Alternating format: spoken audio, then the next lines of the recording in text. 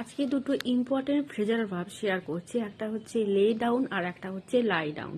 এই দুটো কিন্তু মাধ্যমিক এবং কম্পিটিটিভ এক্সাম ইভেন এইচএসের জন্য খুব ইম্পর্টেন্ট, তাই আজকে এই দুটো ফ্রেজার ভার্ব ক্লিয়ার করছি।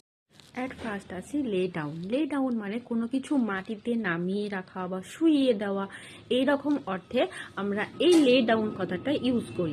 এই লে ডাউনের ডিরেক্ট অবজেক্ট থাকবে। আমি যদি একটা এক্সাম্পল বলি, I lay down the book, আমি বইগুলোকে মাটিতে নামিয়ে রাখলাম বা শুইয়ে দিলাম।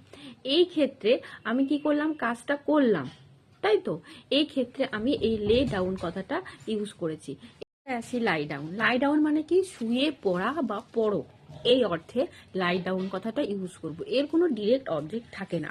এবারে যদি বলি লাই ডাউনের একটা example, I lie down on the bed, আমি বিছানার উপরে শুয়ে পড়লাম। তাহলে কি, কাজটা আমি করলাম, কেউ আমাকে দিয়ে কাজটা